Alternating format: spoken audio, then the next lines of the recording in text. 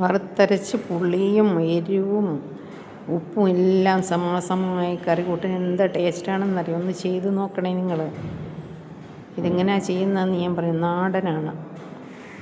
തേങ്ങ ചിരണ്ടി എടുത്തതിനകത്ത് നമ്മുടെ മീൻ എന്ത് മാത്രം ഉണ്ടോ ആ അളവിൽ വേണം തേങ്ങ എടുക്കാൻ. ഇതിപ്പോൾ ഞാൻ ഒരു അരമുറി തേങ്ങയാണ് എടുക്കുക. അതിനോടുകൂടി സവാള ചെറുതായിട്ടരിഞ്ഞ ആ പീരിയഡ് അളവിൽ തന്നെ ഒരു 2 സവാളയോളം കുത്തിയരിഞ്ഞിട്ടിട്ടുണ്ട് അതിനകത്ത്. എന്നിട്ട് വേണ്ടുന്ന സാധനങ്ങളൊക്കെ ഇതിനകത്ത് ചേർത്താണ് ഇത് വറുത്തെടുക്കുന്നത്. ആദ്യം മഞ്ഞൾപ്പൊടി ഇടും. അപ്പോൾ ആദ്യം തേങ്ങയും സവാള, അത് കൊച്ചുള്ളിയാണ് ചേർക്കുന്നത്.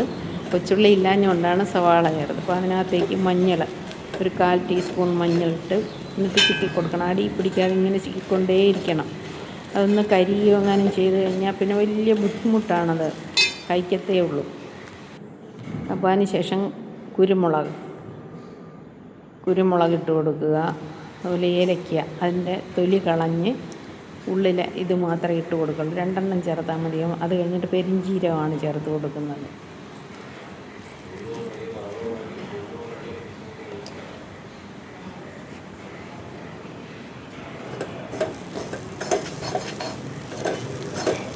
എന്നിട്ട് നന്നായിട്ട് ചിക്കി കൊടുത്തുകൊണ്ടേയിരിക്കണം, കൈയെടുക്കാതെ. അതുപോലെ ചെറിയ രീതിയിൽ ഫ്ലെയിം കുറച്ചിട്ടിട്ട് വേണം ചെയ്യാൻ, അടി പിടിക്കാതിരിക്കാനാണ്. അപ്പം നന്നായി മൂത്ത് വരുന്നത് വരെയും നമ്മളിങ്ങനെ ഇളക്കി കൊടുക്കുമ്പോൾ ഈ ഒരവസ്ഥയിലെത്തുമ്പോഴത്തേക്ക് വീണ്ടും അതിനകത്തേക്ക് ചേർക്കാനുള്ളത് ചേർത്ത് കൊടുക്കാം. നമുക്കിനി മുളക് പൊടി ചേർത്ത് കൊടുക്കണം. അതുപോലെ മല്ലിപ്പൊടി, മുളക് പൊടി ഒരു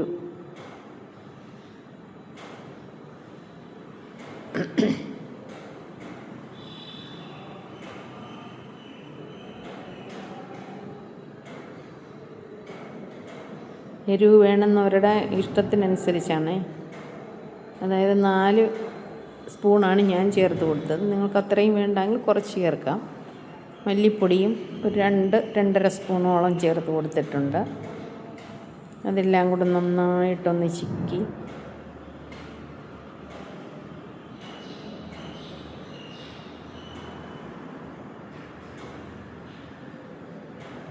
പണ്ട് കാലത്ത് ഇങ്ങനെയാണ് കൊഞ്ചൊക്കെ കിട്ടിയാൽ നമ്മൾ കറി വയ്ക്കുന്നത്. കാരണം എന്ന് വെച്ചാൽ നാടൻ രീതി, വേറെ ഇപ്പോഴത്തെ പോലെ റോസ്റ്റ് ചെയ്യലും അങ്ങനെയുള്ള പരിപാടിയൊന്നും ഇല്ലാതിരുന്ന കാലത്തുള്ള പാചക രീതിയാണ് ഈ കാണിക്കുന്നത്. അപ്പോൾ നാടൻ വറുത്തരച്ചാണ് ഈ കറി ഉണ്ടാക്കുന്നത്. അപ്പം നല്ല ടേസ്റ്റാണ്. എല്ലാവർക്കും, കൊച്ചുങ്ങൾക്കായാലും വലിയവർക്കായാലും എല്ലാവർക്കും ഇഷ്ടപ്പെടുന്ന ഒരു പാചക രീതിയാണ്.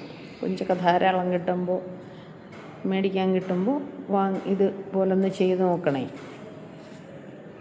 എന്നിട്ട് നമ്മൾ ആ ചിക്കി നല്ല മൂത്ത് വന്നത് അരച്ച് മാറ്റി വയ്ക്കണം. നല്ല പേസ്റ്റ് പോലെ അരച്ചിട്ട് വയ്ക്കുക.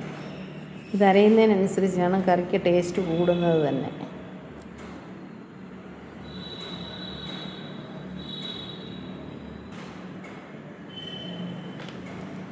ചട്ടി അടുപ്പത്തേക്ക് വെച്ചിട്ട് അതിനകത്തേക്ക് ഒരു 3 സ്പൂൺ കണക്കാക്കി വെളിച്ചെണ്ണ ഒഴിച്ച് കൊടുക്കുന്നു. അതിനകത്തേക്ക് കടുക് ഇട്ട് കൊടുക്കുക. കടുക് പൊട്ടി വരുമ്പോഴത്തേക്ക് അതിന് ചെറിയ ഉള്ളിക്ക് പകരം സവാളയാണ് ഉപയോഗിച്ചിരിക്കുന്നത്. ചെറിയ ഉള്ളി ചേർക്കുന്നതാണ് ഒന്നുകൂടെ ടേസ്റ്റ്. കടുക് ഇട്ട് കൊടുക്കുക. കടുക് പൊട്ടി വരുന്ന മുറയ്ക്ക്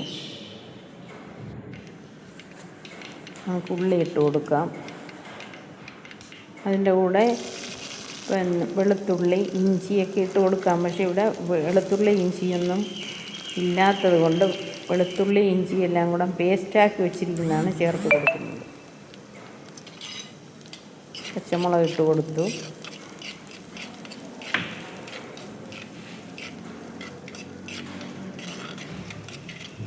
നന്നായി ഒന്ന് മൂത്ത് വരണം. ഒത്തിരി മൂക്കണ്ട, എങ്കിലും ഇച്ചിരി ഒന്ന് മൂത്ത് വരുന്ന സമയത്ത് നമുക്ക് ബാക്കി ഇട്ട് കൊടുക്കാം. തക്കാളിയാണ് ഇട്ട് കൊടുക്കുന്നൊരു 4 തക്കാളിയോളം. വളരെ ചെറിയ തക്കാളി ആയതുകൊണ്ടാണ്, അല്ലെങ്കിൽ ഒരുവിധം നല്ല വലിപ്പമുള്ള തക്കാളിയാണ് 2 മതിയാവും. ഇപ്പോൾ ചെറിയ 4 തക്കാളി ഇങ്ങനെ അരിഞ്ഞ് ഇട്ട് കൊടുത്തു. അതൊന്ന് ആ പച്ചമണമൊന്ന് മാറുന്നവരെ ഒന്ന് വഴറ്റി കൊടുക്കുക.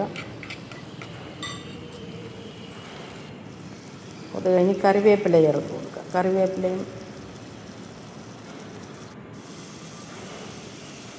അതിനോടൊപ്പം തന്നെ നേരത്തെ പറഞ്ഞ പേസ്റ്റ്, അതായത് ഇഞ്ചി വെളുത്തുള്ളി പേസ്റ്റ് ഒന്നിച്ചാക്കി അടിച്ച് വെച്ചിരിക്കുന്നതാണ്. ഇതിനേക്കാളും ഇഞ്ചിയും വെളുത്തുള്ളിയും സെപ്പറേറ്റ് ചേർത്താലും നല്ലതാണ്. ഇതിപ്പം ഇങ്ങനെ ഇരുന്നത് കൊണ്ടാണ് ചേർത്തത്.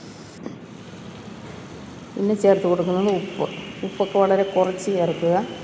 കൂടിപ്പോയാൽ പിന്നെ നമുക്കൊന്നും ചെയ്യാൻ പറ്റില്ലല്ലോ. അപ്പോൾ അതുകൊണ്ട് വേണമെങ്കിൽ പിന്നെയും ചേർക്കാം. അതിനുശേഷം നമ്മൾ വെട്ടി വൃത്തിയാക്കി വെച്ചിരുന്ന കൊഞ്ച് അതിനകത്തേക്ക് ഇട്ട് കൊടുക്കുകയാണ്. ഒരു 1 കിലോയോളം കാണും കൊഞ്ച്. നല്ല ദൃഢമായ കൊഞ്ചാണ്. അതിങ്ങനെ ഒന്ന് കറി വെച്ച് നല്ല ടേസ്റ്റാണ്. വറുക്കുന്നതിനേക്കാളും ഒക്കെ ടേസ്റ്റാണ് ഇങ്ങനെ വറുത്തരച്ച് കറി വയ്ക്കുന്നത്.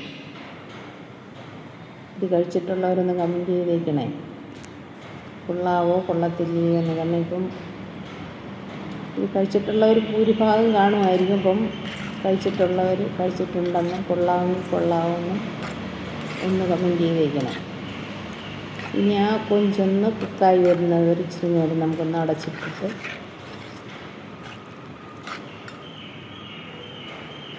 വടക്കംപുളി, അതായത് തോട്ടുപുളിയാണ് ചേർത്ത് കൊടുക്കുന്നത്. തോട്ടുപുളിയുടെ സ്ഥാനത്ത് നമുക്ക് മറ്റേ പുളിയുണ്ടല്ലോ, പുഴുപുളി എന്ന് പറയും. ആ പുളി വെള്ളത്തിലിട്ട് കഴുകി അതിൻ്റെ നീര് ഒഴിച്ചു കൊടുത്താലും മതിയാവും.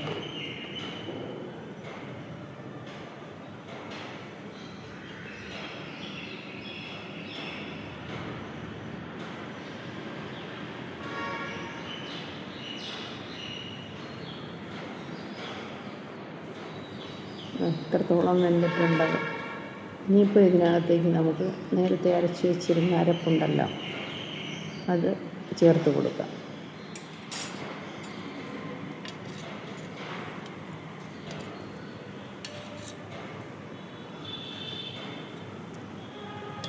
നല്ല പേസ്റ്റ് പോലെ അരഞ്ഞിട്ടുണ്ട് കണ്ടല്ലോ.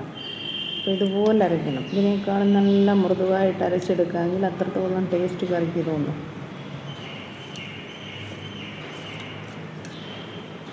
ഇനി ഇത് ചേർത്ത് കൊടുത്ത് നന്നായിട്ട് എല്ലാ വശത്തും എത്തുന്ന രീതിയിൽ ഒന്ന് ചിക്കി കൊടുത്ത് റെഡിയാക്കി എടുത്തിട്ടാണ് ഇച്ചിരി നേരം കൂടെ അടച്ചിട്ട് വേവിക്കുക. എണ്ണ തെളിയുമ്പം ഓൾമോസ്റ്റ് പാചകം കഴിഞ്ഞിരിക്കും.